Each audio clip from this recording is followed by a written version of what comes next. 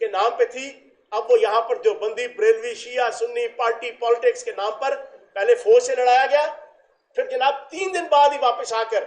اب جناب گلی محلوں میں مدرسوں کے اور گلی محلوں کی سطح پہ جناب لڑائی جھگڑا خوریزی برپا کی جائے تاکہ پاکستان ڈی اسٹیبلائز ہو اور تباہ و برباد ہو، اور یہ ایٹمی ملک کہ جو اسرائیل کے لیے بھی اتنا ہی خطرناک ہے جتنا انڈیا کے لیے ہے، اس کو جناب اپنے رستے سے ہٹایا جائے، اور اس پہ پاکستان کے بھی کچھ ایسے مشکوک گروہ جو اوورسیز پاکستانی کی حیثیت سے بھی اور پاکستان کے اندر بھی ان کو سپورٹ کرتے رہے اور ان کے اعلی کار رہے، تو اسرائیلی لابی کی اگر چیخیں نکلی ہیں تو بنیادی طور پر کیوں نکلی؟ 9 مئی کے واقعات کے بعد پاکستان کی اسٹیبلشمنٹ نے جب طے کر لیا کہ اب ہم نے یہ چیز نہیں چلنے دینی، اور ہارڈلی اس کو جناب بڑے ہارڈ وے کے اندر جناب کرش کر دیا، انہیں سمجھ آ گئی کہ ایجنڈا فلاپ ہو گیا ہے، انہیں سمجھ آ گئی کہ پلاننگ ساری فلاپ ہو گئی ہے، انہیں سمجھ آ گئی کہ اب یہ پلاننگ مزید چلے گی نہیں، تو وہ بے ساختہ جس ملک کے ساتھ تمہارا سفارتی تعلقات نہیں، جس کو تم نہیں مانتے، جو تمہیں نہیں مانتا، تم کس طریقے سے جناب ایک ماسٹر اور ایک استاد اور ایک پیٹرن اور چیف پیٹرن بن کے آپ جناب اس کو پند و نصیحتیں کر رہے ہیں اور اس کو کرٹیسائز کر رہے ہیں،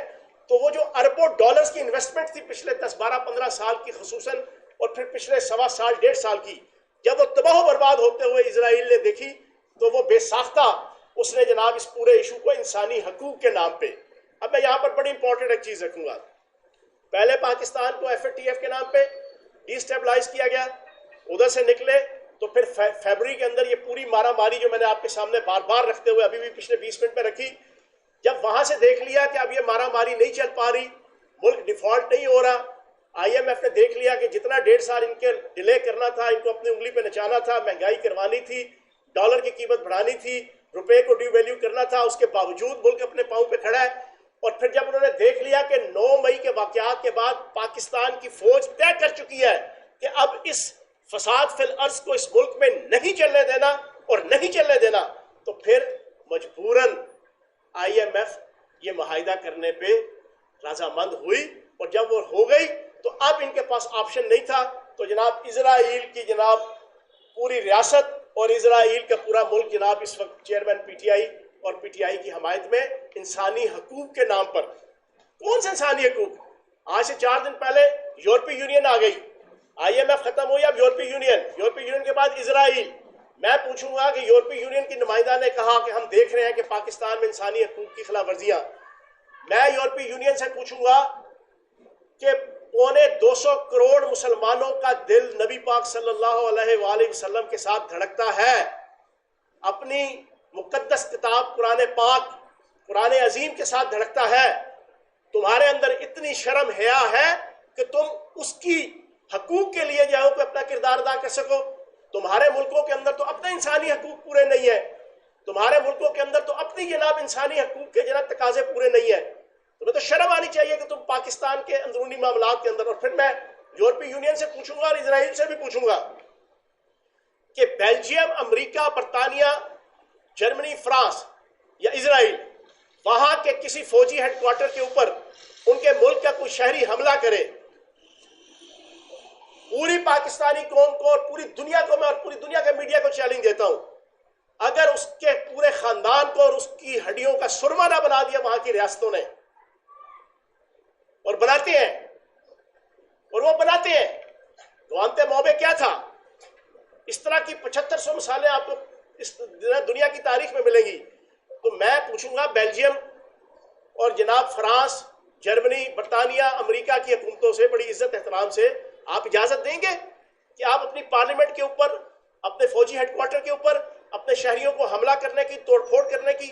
اپنے شہداء کی عزت کو تار تار کرنے کی اجازت دیں گے، جن کی آڈیو، ویڈیو اور ایک ایک چیز پروف موجود ہو؟ تو میں یورپی یونین سے بھی جناب یہ تقاضا کروں گا کہ پاکستان ایک ذمہ دار ریاست ہے، پاکستان ایک ذمہ دار ایٹمی طاقت ہے، پاکستان کے اندر بھی رول آف لا ہے، تم نے جتنی ریشہ دوانیاں کرنی تھی عالمی ملک دشمن طاقتوں نے وہ کر لی، اب ہر چیز کا اینڈ آ رہا ہے اور اینڈ ہوگا، تو اسرائیل اپنی اوقات پہ رہے، فلسطینیوں کی جان، مال، عزت، جوان، بوڑھے، مائیں، بہنیں، بیٹیاں، بچیاں ان کا خون، ان کی عزتوں کو تار تار کرنا، ان کے حقوق کو سلب کرنا. تمہیں تو شرم سے ڈوب مر جانا چاہیے اسرائیل کو کہ who the hell are you کہ تم آ کے جناب پاکستان کے حوالے سے بات کرو کہ وہاں کے انسانی حقوق ڈسٹرب ہو رہے ہیں اور جناب ہم اس کے اوپر جناب یہ نظر رکھے ہوئے ہیں اور ہم یہ کر رہے ہیں، ہم وہ کر رہے ہیں. تم کون ہوتے ہو؟ تمہاری حیثیت اور تمہاری اوقات کیا ہے؟ تمہاری ٹکے آنے کی جناب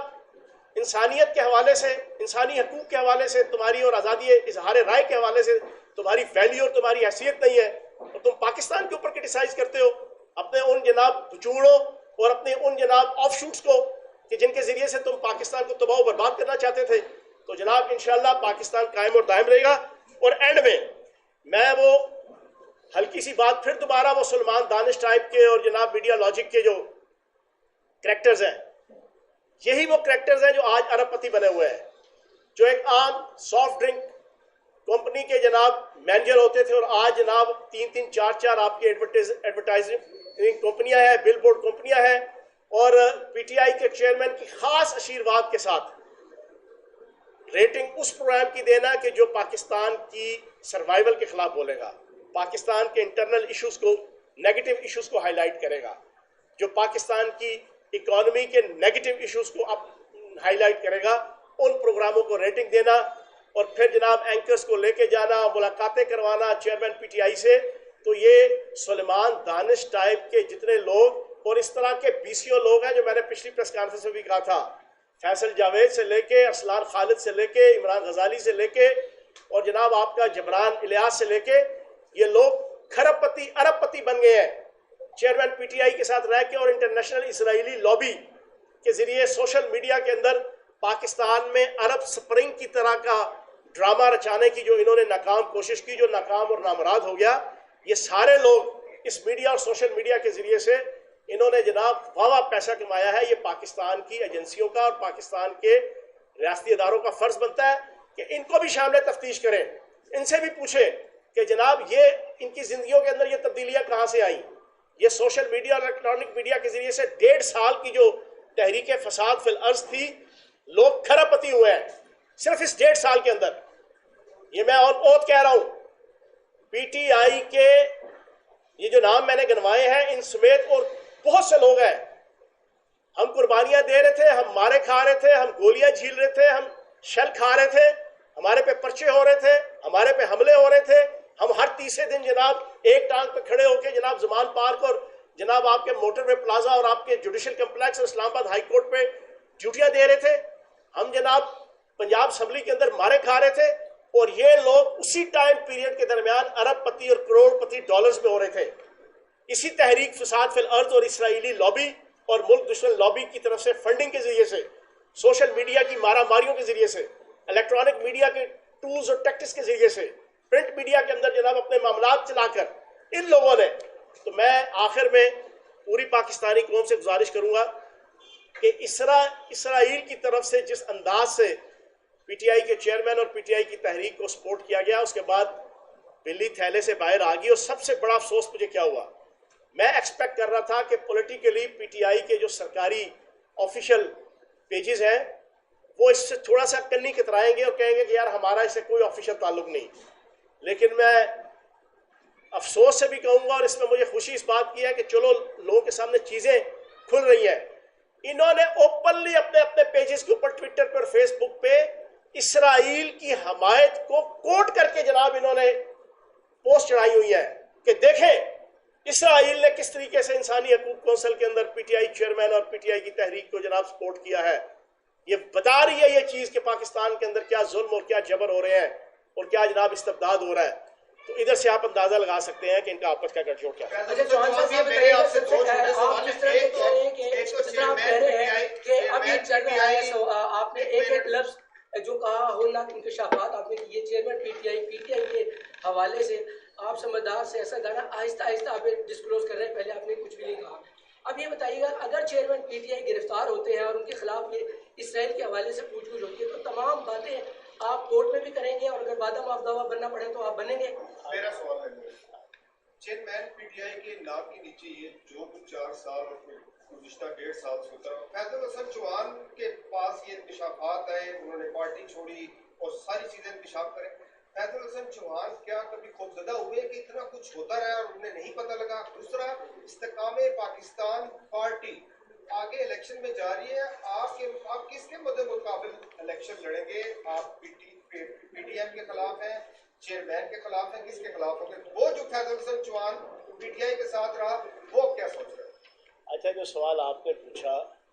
क्या सवाल पूछा आपने? सर मैंने ये पूछा था कि आपने आहिस्ता हाँ, सुने, एक बात तो ज़हन में रख लें, सुने, ये मेरी चौथी प्रेस कॉन्फ्रेंस है पीटीआई छोड़ने के बाद, चौथी प्रेस कॉन्फ्रेंस। मैंने हर प्रेस कॉन्फ्रेंस में कहा और 60-70 टॉक शोज कर चुका हूँ, सब मैं कहता हूँ मुझे चेयरमैन पीटीआई की ज़ाती ज़िंदगी से कोई ख़ास नहीं, जानता वो कुछ हूँ जो रेहाम खान भी नहीं जानती थी, ये भी सुन लें, लेकिन मुझे कोई गर्ज नहीं, आई डैम केयर, सारी दुनिया को पता है। मैंने कोई एक लफ्ज़ उनकी ज़ाती ज़िंदगी के हवाले से बात नहीं की,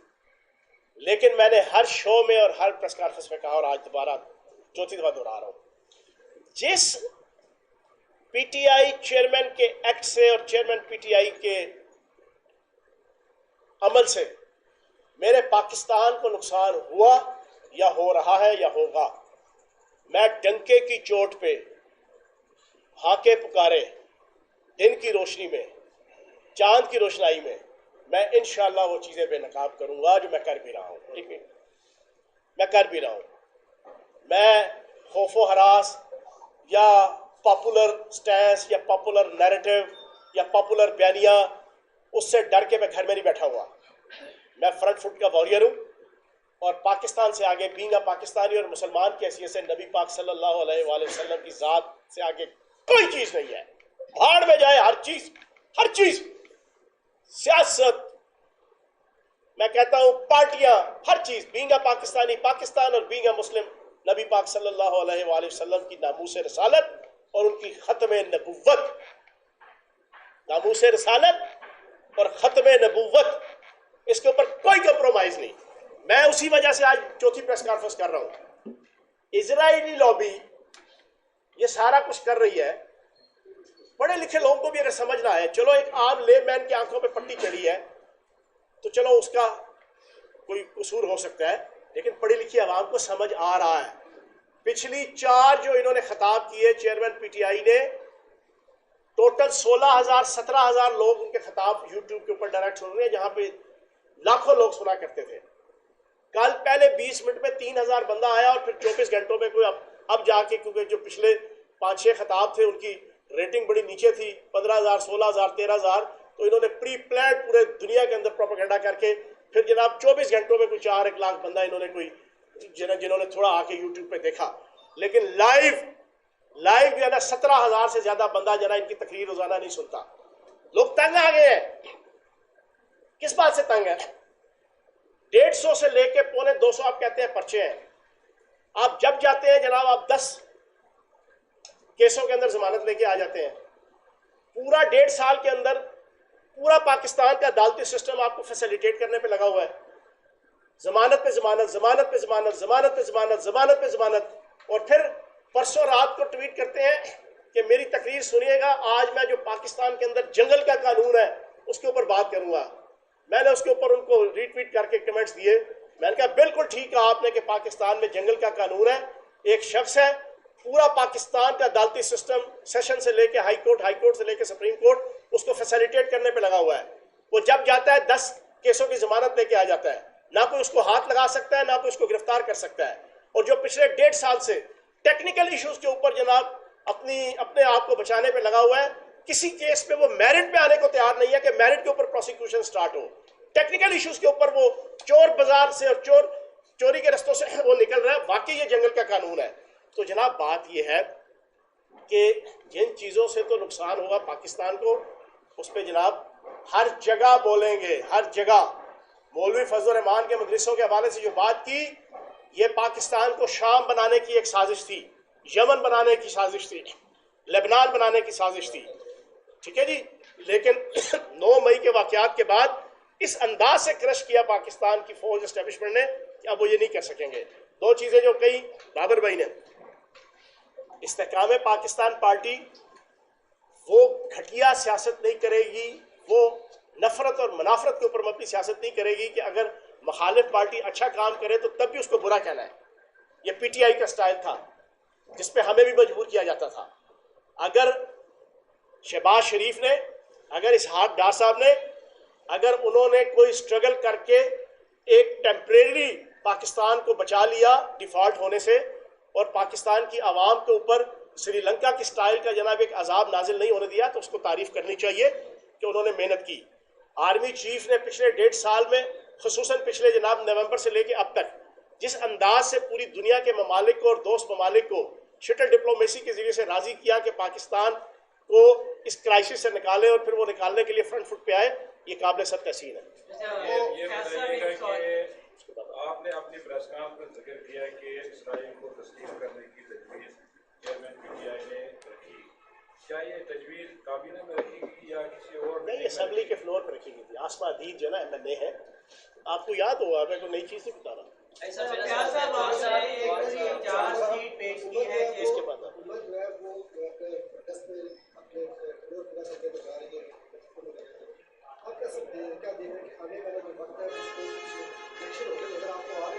دیکھیں 2 ایشوز ہیں. ایک تو مردم شماری ہے. میں پچھلے 8 ماہ سے ایک بات کہہ رہا ہوں، جب پی ٹی آئی میں تھا اس وقت بھی کہتا تھا کہ الیکشن وقت پہ نہیں ہو سکتا.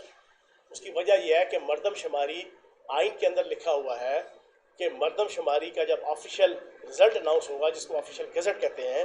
تو اس کے بعد ریاست پاکستان پابند ہے کہ وہ قومی اور صوبائی اسمبلی کی نئی حلقہ بندیاں کرے گی، اور اگلا جو الیکشن ہوگا اس آفیشیل رزلٹ کے اناؤنس ہونے کے بعد ملک میں جو الیکشن بھی ہوگا جنرل الیکشن، وہ اس نئی حد بندیوں کے اوپر ہوگا. ابھی تک آپ کا آفیشیل گزٹ تو دور کی بات، ابھی آپ کی گنتی کمپلیٹ نہیں ہوئی.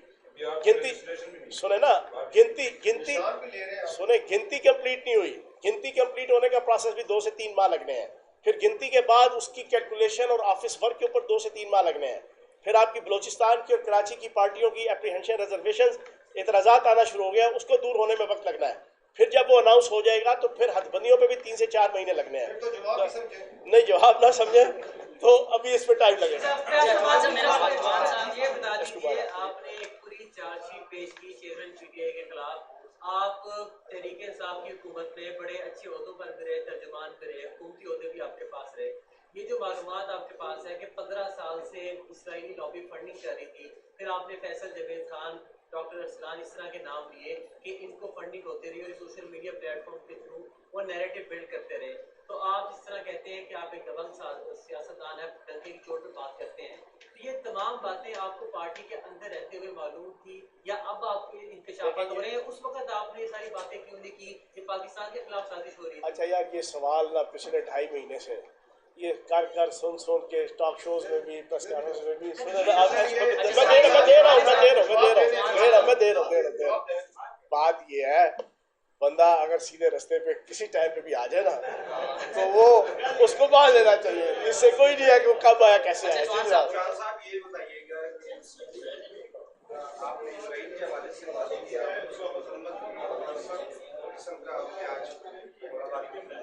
یہ بتائیے کہ کیا ایسا کوئی قانون ہے پاکستان جو ہے عالمی فورم پر جا سکے اسرائیل کے خلاف، اور پھر سارے واقعات پر جو کہ پاکستان میں آزاد اسرائیل کی ہے پاکستان کے حوالے سے اس کا کوئی جواب دیا جا سکے، کوئی ایسا فورم ہے؟ اچھا، یہ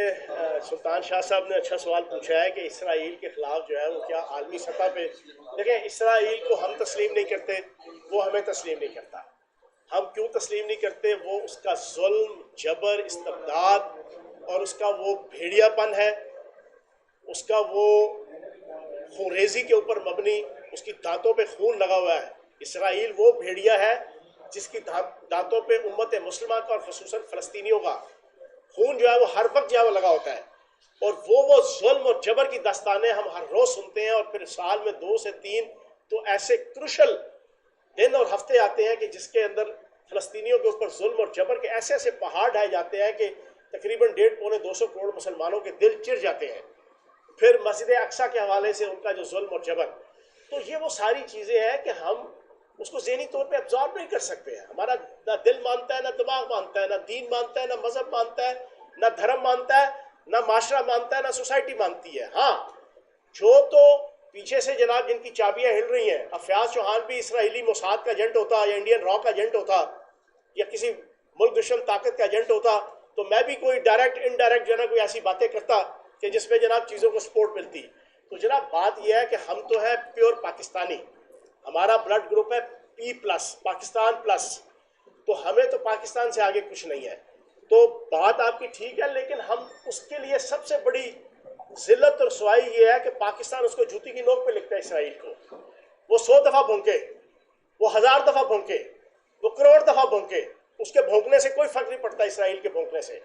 पाकिस्तान की आवाम को भी और पूरी दुनिया के मुसलमानों को भी हम उसको जनाब उसके मुंह के ऊपर लानत भेजते हैं इसराइल की। और मैंने आपके सामने बता दिया कि दुनिया के 5-6 अरब जो अवाम है वो हंसते होंगे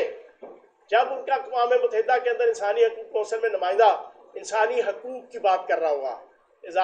आज़ादी इज़हार राय की बात कर रहा होगा, और शर्म से डूब मर जाना चाहिए। तुम कहते हो कि होमोसेक्स को पाकिस्तान के अंदर अलाउ किया जाए। होमोसेक्स भाईजान पाकिस्तान के अंदर अलाउ नहीं हो सकता, ये तुम्हारे मुल्कों के अंदर हो सकता है, या जिनके ऊपर तुम फंडिंग करते हो जनाब उनके कुछ शौक जनाब हो सकते हैं। ये पाकिस्तान की आवाम छोड़ दुनिया के जो सेंसिबल जितना भी इंसान है वो इसको एक्सेप्ट करने को तैयार नहीं है। बड़ी मेहरबानी।